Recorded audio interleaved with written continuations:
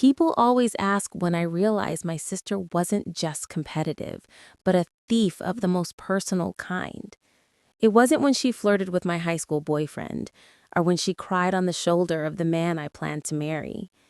It was the night I unlocked Cole's apartment and found her in his bed, smirking like she'd finally taken the last thing I had. Most people crumble in moments like that. I didn't. Something steadier moved through me, something I didn't recognize yet. Because that night, without knowing it, I'd already met the man who would end her life as she knew it. Growing up, people used to say my sister Diana and I were steady in contrasts. She was the kind of girl who didn't just walk into a room, she rearranged it. Bright smile, sharp jawline, hair that fell perfectly without trying. I was quieter, softer around the edges, more likely to tidy the table after dinner than command the conversation. Mom said we balanced each other, but balance isn't the word I would use. The first time I noticed something was off, we were in high school. I was dating Tyler, a sweet, slightly awkward boy who carried my bugs and blushed whenever I touched his hand. One afternoon, he came over so we could study for a biology test. We were halfway through flashcards when Diana drifted into the living room wearing her cheer hoodie, pretending she couldn't solve a simple equation. Tyler leaned in to help, and I watched something flicker across her face, an interest that had nothing to do with math. A week later, he stopped texting as often. A month later, they were just hanging out, which everyone at school knew was code for something else. Mom said I was being dramatic. Diana, I can't help being charming. She laughed like it was a compliment. By the time I started dating Caleb after graduation, I'd convinced myself the first situation was bad luck, but history repeated itself. At a family dinner, Caleb tried to tell a story about his new job, and Diana placed her hand on his arm like she'd known him for years. Mom noticed, of course, but instead of calling Diana out, she whispered to me in the kitchen, "Maybe stop bringing your boyfriends here. You know how easily she gets attached?" The logic was so backward it made my teeth ache. But I stayed quiet. Staying quiet was something I'd mastered. When Mason came along, a coworker who made me laugh during overnight shifts, I told no one except Mom. She promised she wouldn't mention him. A week later, Diana bumped into him at a coffee shop in our town and suddenly needed career advice. You don't want to guess how that ended. But Evan hurt the most. We were together 2 years. We talked about rings, apartments, future kids. He met my grandparents, memorized my coffee order, left a spare hoodie at my place. We were real. And even then, Diana found her angle. Emotional emergency at midnight, crying on his shoulder. Mom telling me, Evan's too kind. He can't ignore a girl in distress. When the relationship fell apart, no one looked surprised but me. I told myself I'd grow numb to betrayal, that heartbreak had a limit. But numbness is a myth. Hurt accumulates, reshaping you piece by piece. Then came Cole, a man I didn't even introduce to my family for 8 months, because for once, I wanted something untouched, unshared, unthreatened. He felt different, steady, real. I thought I'd finally outgrown the curse. I didn't understand then that secrets don't protect you. They just delayed the inevitable. I should have known peace doesn't last in my family. It took just one slip, one careless moment for everything to unravel. I was at a cousin's barbecue when May, who has never been able to whisper at an appropriate volume, leaned over the grill and said, "So, how's that guy you're seeing? The one in Denver, the tall one." She said it casually, flipping a burger, not realizing she'd just handed Diana the coordinates to invade the last safe corner of my life. I felt my stomach drop. Diana's head snapped up from across the table, her eyes bright with curiosity. "Guy in Denver?" she asked, voice sugar-sweet but sharp underneath. I forced a laugh, changed the subject, but the damage was done. Diana has never needed details. Just a hint of something I valued was enough to ignite her hunt. I didn't sleep that night. I lay in bed replaying May's words, each one landing like a needle. Cole didn't post much online, but he existed. He had a job, a face, a name, and Diana was frighteningly skilled at finding what she wanted. If she could track down Mason with nothing but a coffee cup logo, she could find Cole with much less. For a few days, nothing happened. Cole and I went on dates in neighboring towns, grabbed cheap tacos after his shifts, watched late-night documentaries on his couch, but there was a tightness in my chest I couldn't shake, a constant scanning of shadows for signs of her. Then the small things started. Cole hesitated before answering my calls. He ended dates early, saying he was tired. His texts grew shorter. I told myself he was stressed with work, but deep down, I recognized the pattern. The quiet drift, the emotional detour. One afternoon, I walked into a grocery store and froze. Diana stood in the produce aisle wearing an outfit she never wore in our town. Too polished, too intentional. She wasn't holding a basket. She wasn't shopping. She was waiting. And when her phone lit up, she smiled at the screen in a way that made my skin go cold. I didn't confront her. I just walked out with my heart pounding and my throat dry. I told myself I was being paranoid. But the truth is, you can't mistake the scent of smoke when you've lived through enough fires. 2 nights later, Cole canceled our dinner, saying he needed some alone time. His voice was distant, clipped. Something inside me tightened, but I didn't push. I just said goodnight and sat in silence long after the call ended. The next morning, before sunrise, I drove to his apartment with a bag of breakfast pastries and a hope I didn't fully believe in. His car was outside, the lights in his living room were on, the hallway smelled like detergent and burnt toast. I unlocked the door quietly like I'd done dozens of times. And there she was. Diana in his bed, Cole beside her. Her hair spilled across his pillow like she owned the place. Her expression wasn't guilty, wasn't startled. It was triumphant, like this was the victory she'd been building toward her entire life. "I guess secrets aren't your thing," she said, voice lazy, satisfied. Cole didn't even look ashamed. Something fractured inside me, clean and final. That was the night my breaking point became my beginning. In the days after I found Diana in Cole's bed, the world around me felt muffled, like someone had stuff cutting into my ears. I moved through my shifts mechanically, answering patients, charting vitals, pretending I wasn't replaying that bedroom scene on loop. People think heartbreak is loud, screaming, crying, throwing things. Mine was quiet, a slow freeze spreading under my skin. Mom called the next morning not to check on me, but to chastise.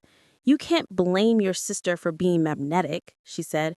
"Maybe you should think about why your relationships keep slipping away." I held the phone to my ear and listened to my mother analyze my failures, as if she'd been waiting for the chance. I didn't argue. I didn't defend myself. Something inside me had gone still. A week later, on a cold afternoon, I walked into a coffee shop after my shift just to avoid going home. I ordered tea I didn't want and sat by the window staring at nothing. That's when a man at the next table asked if the seat across from me was taken.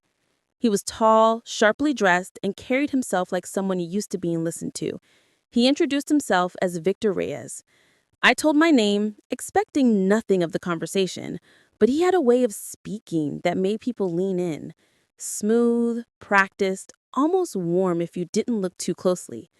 We talked casually about work, the weather, the city. I didn't volunteer anything personal, but when his phone buzzed and he said something about a business proposal meeting, something flickered inside me.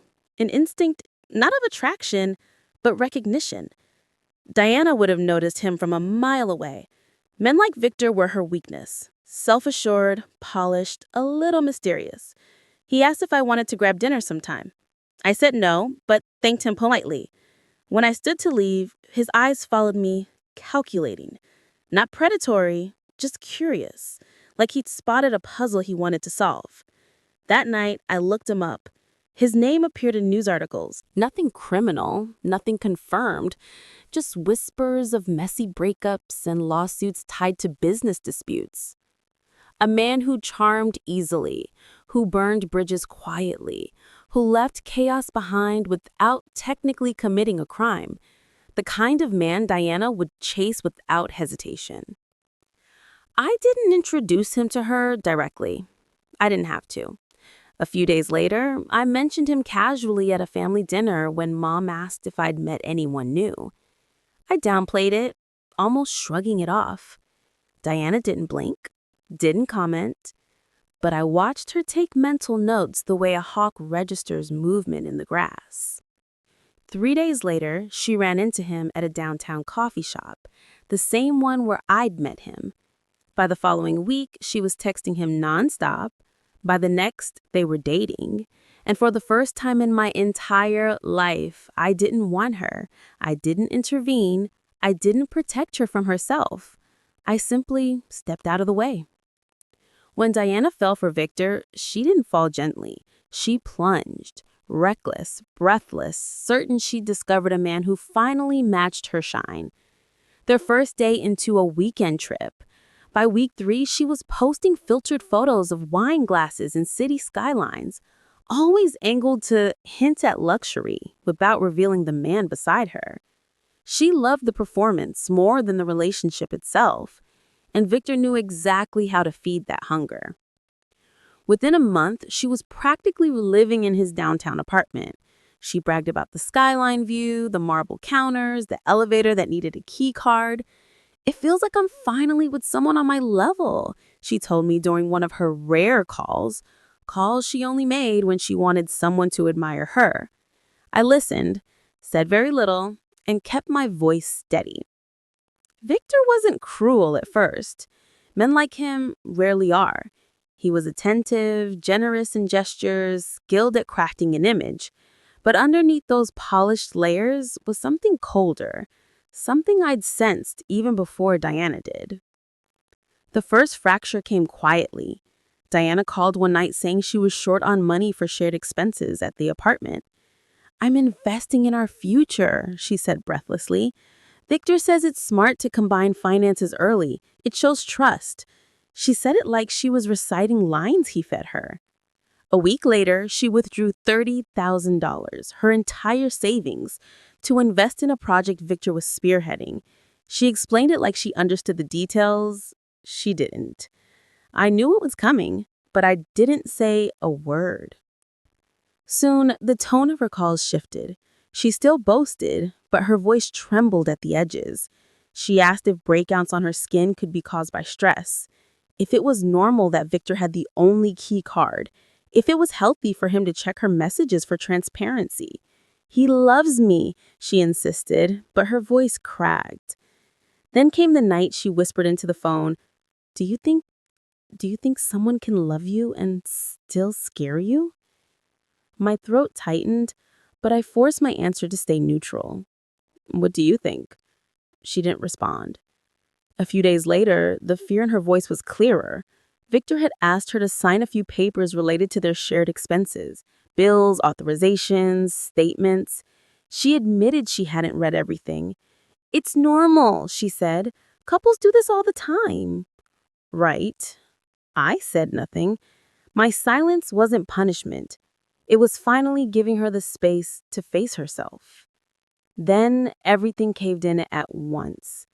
It was early morning when my phone buzzed nonstop, first from Diana, then Mom, then from an unknown number. I ignored the first few calls until May finally texted, "Turn on the news." I did. A headline scrolled across the bottom of the screen. "Investigation into financial misconduct leads to raid at downtown apartment." The building looked familiar, even from the helicopter footage. Glass balconies, steel framing, police vehicles crowding the entrance. Reporters stood outside, microphones pointed toward the chaos. By the time I reached the apartment, agents were still inside.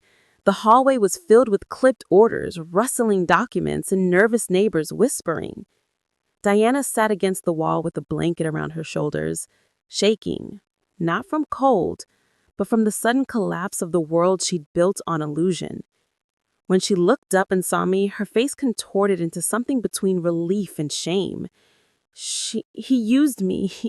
He said I was helping him. I thought I was part of something important. She looked terrified, not of the agents, but of herself. An investigator approached, holding a folder thick with printed statements. You signed these, he said gently, multiple times. He wasn't accusing. He was informing her of the reality she walked straight into. I didn't read them, Diana cried. He told me they were routine. The agent nodded sympathetically. But Not reading them doesn't erase liability. That sentence cracked something in her. A sob tore out of her chest, raw and unfiltered. Mom rushed in moments later, frantic, hair messy like she'd sprinted the entire way. Where is she, Diana? Baby, talk to me. She knelt beside her, cupping her face. We'll fix this. We'll get you a lawyer. Then she turned on me. This is your fault, she hissed. You knew. You must have known what kind of man he was. Her words were knives, but they didn't cut like they used to. I didn't raise my voice. I didn't defend myself. Diana made her choices, I said quietly. For years, she took from me without consequence. This time, she took from the wrong person. Mom stared at me like I was someone she'd never seen before. Diana shook her head, tears streaming. Please, she whispered, don't leave me alone. For a moment, I felt the old instinct rise, the urge to protect her from everything, even herself. But then I remembered the countless nights I'd cried alone, the relationships she'd shredded, the way she'd smiled in Cole's bed like she'd won something.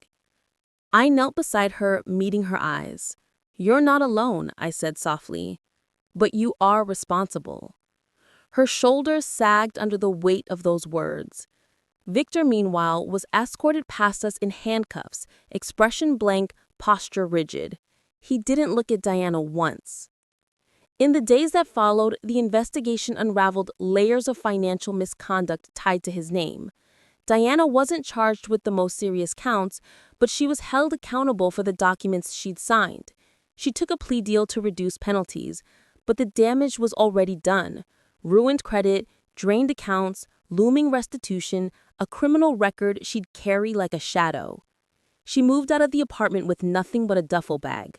Mom cried, Dad stayed quiet, and I walked behind them, hands in my pockets, feeling nothing and everything at once. A few nights later, as I sat alone in my apartment, I finally exhaled. Not a triumphant breath, just a release, a long overdue acceptance that justice doesn't always roar. Sometimes it unfolds quietly in the spaces where you stop shielding someone from the consequences they choose. If you felt that kind of betrayal, the slow erosion of your worth, then you understand why I didn't intervene, why I couldn't. Some patterns only break when the person creating them hits a wall they can't walk through. And if you want to follow stories like this, stories about boundaries, justice, and what happens when silence finally breaks, there's a place for you. Support us on Ivory Revenge. By subscribing, you'll get notified the moment a new story goes live. Diana didn't go to prison, but the consequences clung to her like smoke long after the investigation ended. With the plea deal in place, she avoided the worst charges, yet the fallout was crushing. Her savings gone, her credit destroyed, her name now tied to a scandal she barely understood. Mom tried to shield her at first, insisting the world had been unfair. But even she couldn't rewrite the facts printed on the bills and statements arriving every week. Within a month, Diana packed what little she had left and moved to Portland, taking a job at a small cafe. The girl who once floated through rooms now moved carefully, shoulders tight, eyes tired. I checked her social media only once. She looked older, quieter, almost unrecognizable. As for me, I finally started therapy. I told the truth out loud for the first time. The years of comparison, the pattern of betrayal, the exhaustion of always being the one expected to understand. Healing didn't come quickly, but it came honestly. Dad and I grew closer. Mom avoided the topic entirely. And in the rare quiet moments, I realized something simple. Sometimes the only way to reclaim your life is to stop bleeding for people who never notice your hurt. Looking back now, I don't feel triumph or revenge in the way people expect. What I feel is clarity. The kind that settles in when you finally stop fighting to be valued by someone determined to dim you. Diana's downfall wasn't my victory. It was the natural end of a path she refused to step off. And my healing didn't begin when she broke. It began the moment I chose myself instead of chasing her approval.